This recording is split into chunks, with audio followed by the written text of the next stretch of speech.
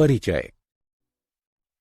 अर्चिता, क्या तुम्हें पता है कि जब हम किसी पौधे का निरीक्षण करते हैं तब हम देखते हैं कि प्रत्येक पौधे में जड़, तना और पत्तियां पाई जाती हैं।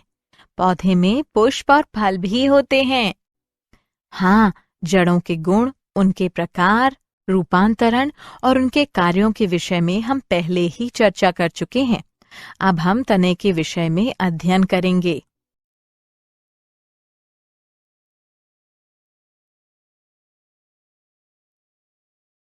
उद्देश्य। इस पाठ के अंत में आप निम्न करने में सक्षम हो जाएंगे: तने के गुणों का पता लगाना, तने के प्रकारों का अध्ययन करना, घटे हुए तने के रूपांतरणों को पहचानना, तने के भूमिगत रूपांतरणों का पता लगाना, भूपृष्ठीय तने के रूपांतरणों का अध्ययन करना,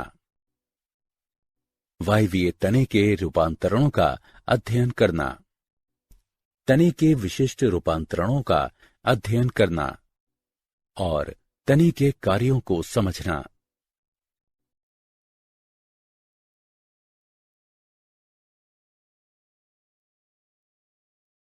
तने के गुण। तना अक्ष का बढ़ता हुआ भाग है जो शाखाएं, पत्तियां, पुष्प तथा फलों को धारण करता है। जब तना शैशव अवस्था में होता है तब वो प्रायः हरा होता है तथा बाद में वो काष्ठीय तथा गहरा भूरा हो जाता है। तना संवहनी पौधे की दो मुख्य संरचनात्मक अक्षों में से एक होता है। ये अंकुरित बीज के भ्रूण के प्रांकुर से विकसित होता है। अधिकांश पौधों में तने भूमि की सतह से ऊपर स्थित होते हैं, लेकिन कुछ पौधों में तने भूमिगत भी होते हैं। तना सामान्यतः गांठ तथा पोरियों में विभक्त होता है। गांठों में कलिकाएं पाई जाती हैं जो वृद्धि करके एक या अनेक पत्तियां, पुष्पक्रम, शंकु या अन्य तनों का निर्माण करती हैं। तने पर कलिकाएं पाई जाती हैं जो कि अंतस्थ या कक्षीय हो सकती हैं। एक अपरिपक्व शीर्ष के साथ एक नवीन अविकसित प्रारूप पर एक वृद्धि बिंदु होता है जो कि अनेक कसकर जुड़ी हुई कोमल पत्तियों से घिरा हुआ होता है। इन्हें कलिका कहते हैं।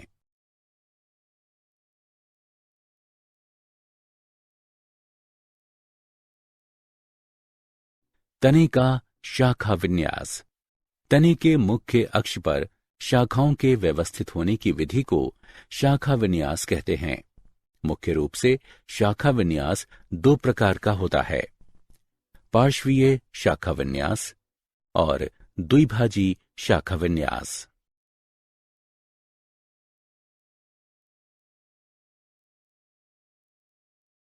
पार्श्वीय शाखा विन्यास।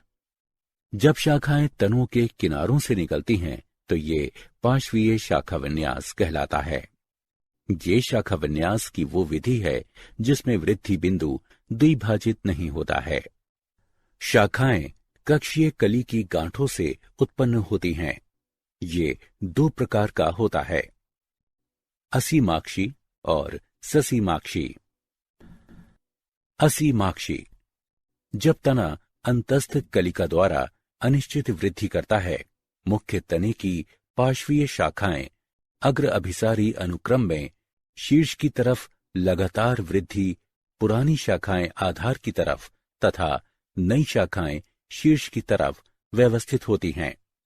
इस शाखन के परिणाम स्वरूप पौधा शंकुरूप या पिरामिड के आकार का दिखाई देता है। ससीमाक्षी।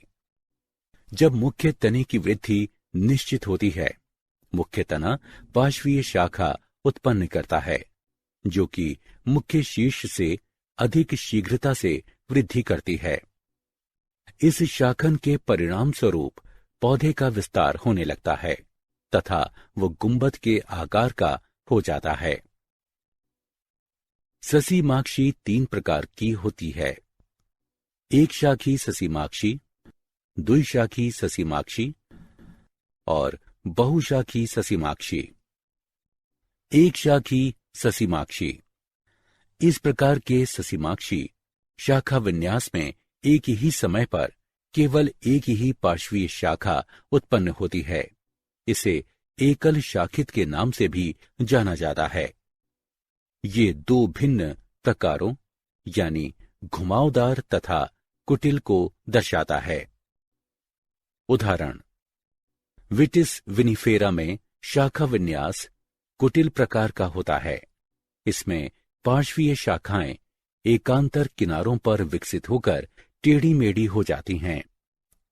सारका में शाखा विन्यास घुमावदार प्रकार का होता है। इसमें पार्श्वीय शाखाएं एक ही किनारे पर विकसित होकर घुमाव बनाती हैं। द्विशाखी ससीमाक्षी। जब एक ही समय पर दो पार्श्वीय शाखाएं विकसित होती हैं तो उसे द्विशाखी या द्विशाखित कहते हैं। उदाहरण, धतूरा और कैरिस्सा। बहुशाखी ससीमाक्षी। जब एक ही समय पर दो से अधिक पार्श्वीय शाखाएं विकसित होती हैं तो उसे बहुशाखी या बहुशाखित कहते हैं। उदाहरण, यूफोर्बिया और क्रोटोन बॉनप्लांडिया।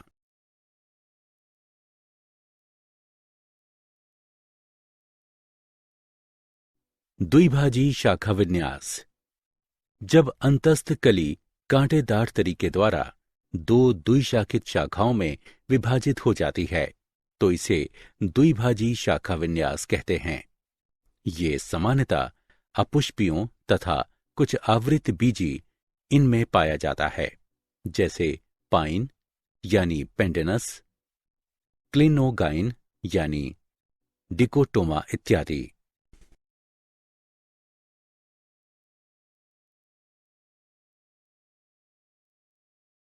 तने का रूपांतरण। सामान्य कार्यों के अतिरिक्त अन्य कार्यों को करने के लिए रूप में परिवर्तन करने को रूपांतरण कहते हैं। वास स्थान के आधार पर तने 3 वर्गों में रूपांतरित हो सकते हैं। तने का भूमिगत रूपांतरण, तने का भूपृष्ठीय रूपांतरण और तने का वायवीय रूपांतरण।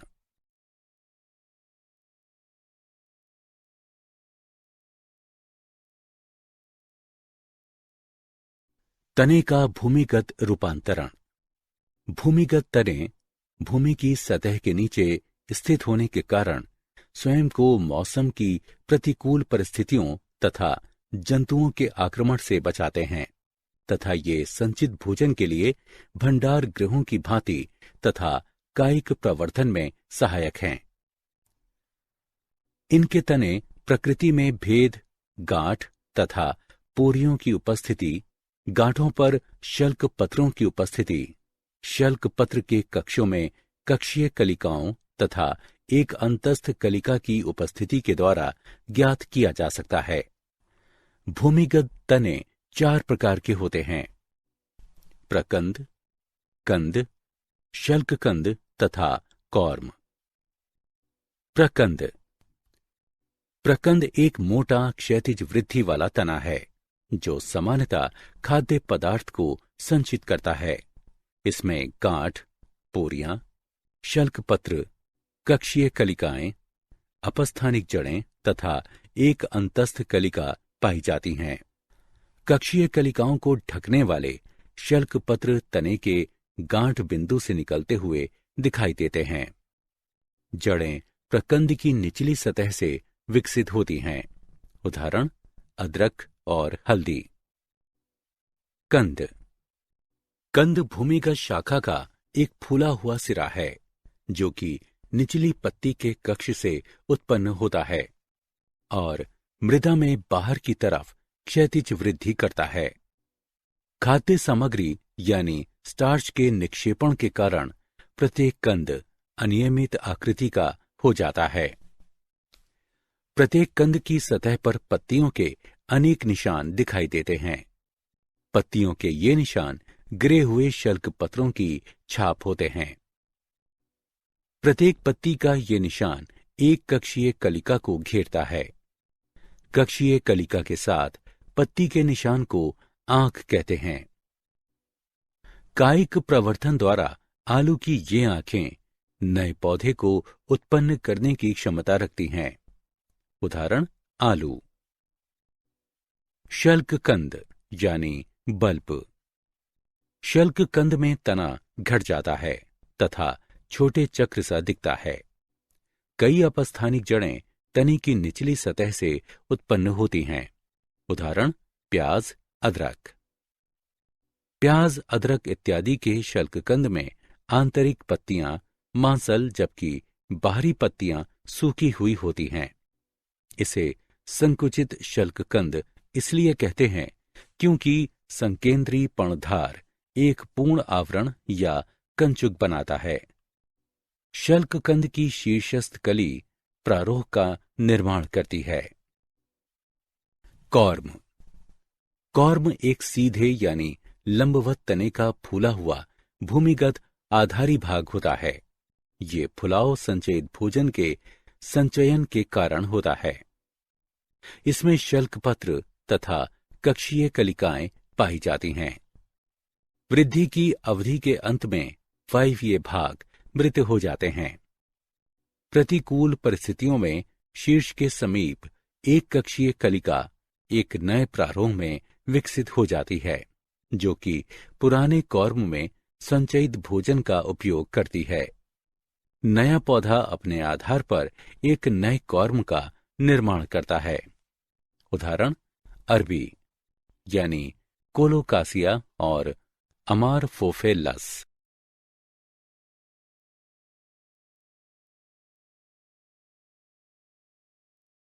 तने का भूपृष्ठीय रूपांतरण।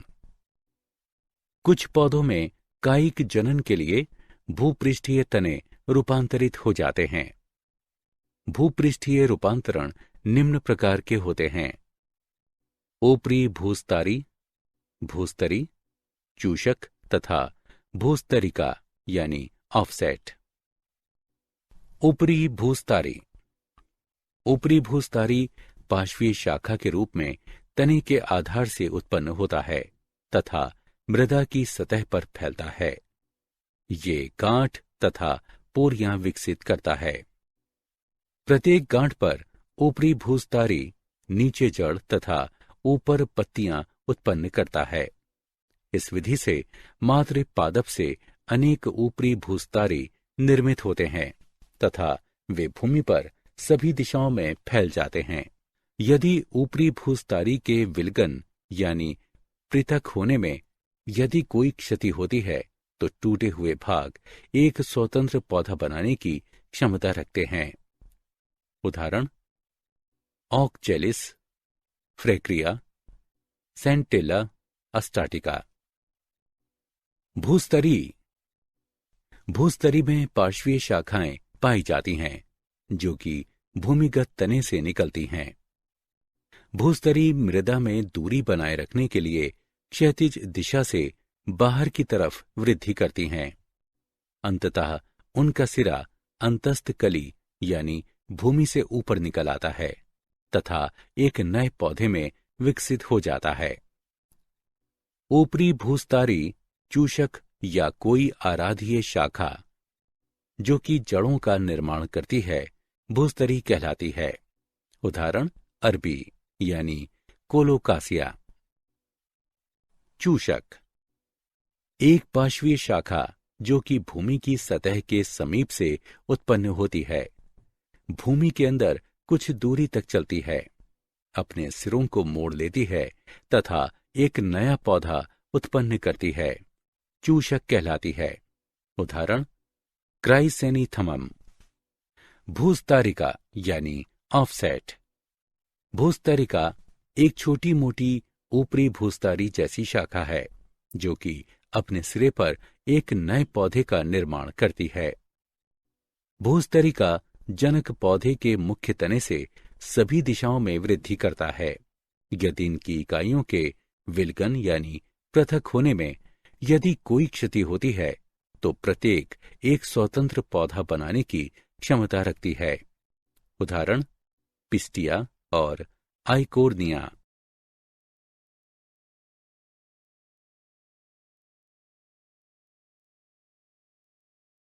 तने का वायवीय रूपांतरण। कुछ पौधों में विभिन्न विशिष्ट कार्यों को करने के लिए वायवीय तने का रूपांतरण होता है। वायवीय रूपांतरण निम्न प्रकार का होता है: फिल्लोक्लेट, क्लेडोट, तने के शूल, तने के प्रतान तथा बुलबिल। फिल्लोक्लेट। फिल्लोक्लेट अनेक पोरियोयुक्त एक चपटा तना है जो कि पत्ती की भांति कार्य करता है। नागफनी यानी ओपनशिया में तना हरे रंग की चपटी संरचना में रूपांतरित हो जाता है, जिसे फिल्लोक्लेट कहते हैं। फिल्लोक्लेट की सतह पर शूलों का गुच्छा बन जाता है। ये शूल कक्षीय कलिकाओं की रूपांतरित पत्तियां होते हैं। ये शूल न केवल पौधों की वाष्पोत्सर्जन की दर की जांच करते हैं, बल्कि शाकाहारियों से पौधों की रक्षा भी करते हैं। फिल्लोक्लेट में अलग गांठें तथा पोरियां पाई जाती हैं। उदाहरण: ओपनशिया। क्लेडोट। एक या दो पोरियों वाले फिल्लोक्लेट को क्लेडोट कहते हैं। क्लेडोट का कोई उपयुक्त उदाहरण नहीं है, क्योंकि रस्कस तथा एस्पेरेगस, जिनको अधिकतर क्लेडोट माना जाता है, वास्तव में ये क्लेडोफिल्स होते हैं। क्लेडोफिल एक चपटी पत्ती सदृश तना होता है, जो कि एक वास्तविक पत्ती समान छोटे पर्ण के शीर्ष से उत्पन्न होता है। तने के शूल। शूल एक कठोर, सीधी तथा नुकीली संरचना होती है। शूल छोटे, रूपांतरित तने होते हैं। बोगेनविलिया तथा दुरंता, इनमें कक्षीय कलिका एक शूल में रूपांतरित हो जाती है। कैरिसा में अंतस्थ कलिका शूल के एक जोड़े में रूपांतरित हो जाती है। शूल कभी कभी पत्तियों, पुष्पों तथा फलों को धारण करते हैं, जैसा कि दुरंता तथा अनार में देखा गया है। शूल न केवल पौधों की वाष्पोत्सर्जन की दर की जांच करते हैं, बल्कि शाकाहारियों से पौधों की रक्षा भी करते हैं। उदाहरण: कैरिसा, दुरंता और सिट्रस। तने के प्रतान। कुछ पौधों में प्रतान तने के रूपांतरण की भांति विकसित होते हैं। साइसस क्वाड्रान गुलेरिस में अंतस्थ कलिका एक प्रतान को जन्म देती है तथा पैसीफ्लोरा में कक्षीय कलिका प्रतान में रूपांतरित हो जाती है। बुलबिल। बुलबिल एक विशिष्ट बहुकोशिकीय पादप शरीर है, जो कि जनन के लिए आवश्यक होती है। अगैव में पुष्प कलिकाएं बुलबिल में रूपांतरित हो जाती हैं। ये बुलबिल पृथक होकर मृदा के संपर्क में आ जाती हैं तथा एक नए पौधे के रूप में विकसित हो जाती हैं। डायोस्कोरिया में कक्षीय कलिका बुलबिल में विकसित हो जाती हैं। ये बुलबिल मातृ पादप से पृथक होकर एक नए स्वतंत्र पौधे के रूप में वृद्धि करता है।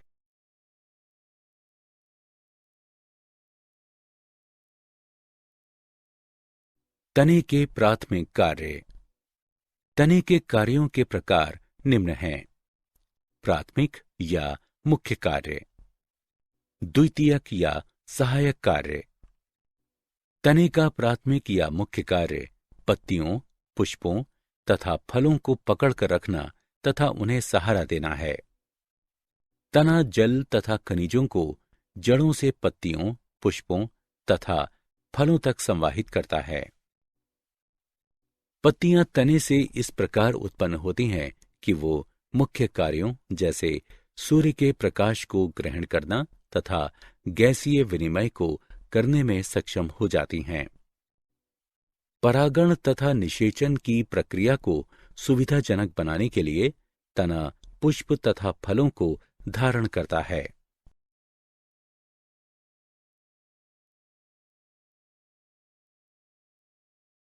तने के द्वितीयक कार्य: सहनशीलता बढ़ाना। जिंजीबर, कुरकुमा तथा डायोप्टेरिस में भूमिगत तने पौधों को प्रतिकूल परिस्थितियों पर काबू पाने में सहायता करते हैं। भोजन का संचयन।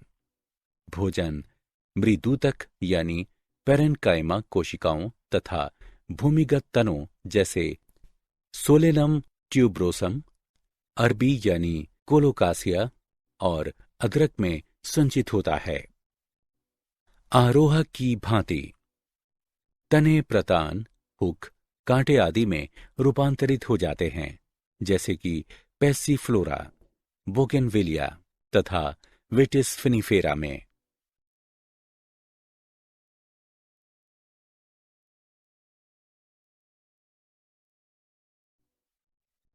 प्रकाश संश्लेषण। ओपनशिया, एस्परेगस तथा रस्कस आदि की तरह जब तने फिल्लोक्लेड तथा क्लेडोड रूपांतरित हो जाते हैं, तब नवीन पत्तियों सदृश चपटे तने प्रकाश संश्लेषण में सहायता करते हैं।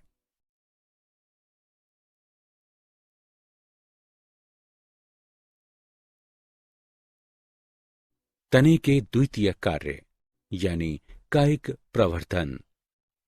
ऊपरी भूस्तरी जैसे घास में, भूस्तरी जैसे स्ट्रॉबेरी में, भूस्तरिका जैसे आइकोर्निया में तथा भूमिगत तने जैसे आलू अदरक में तने कायिक प्रवर्धन के लिए प्रयोग में लाए जाते हैं।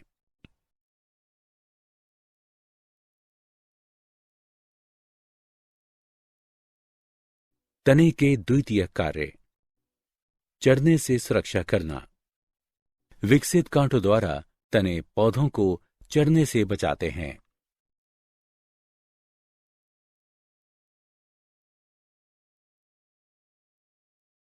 क्या आप जानते हैं काष्ठीय आरोहक यानी कंटकरोही या लता को लियाना के नाम से भी जाना जाता है। वायवीय तने का मोटे भाग को कूट बल्ब यानी स्यूडो बल्ब के नाम से भी जाना जाता है तथा ये ऑर्किड में जल तथा अन्य पदार्थों का संचय करते हैं। केले में अंतःभूस्तारी चूषकों को सोड अंतःभूस्तारी चूषकों के नाम से भी जाना जाता है।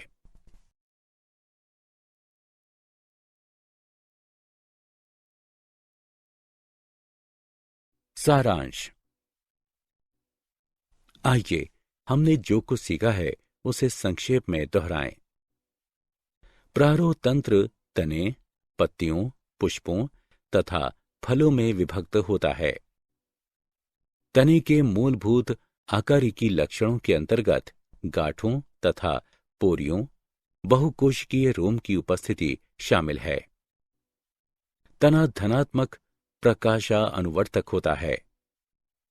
विभिन्न कार्यों जैसे भोजन का संचय, कायिक प्रवर्धन तथा सुरक्षा को करने के लिए तना रूपांतरित हो जाता है।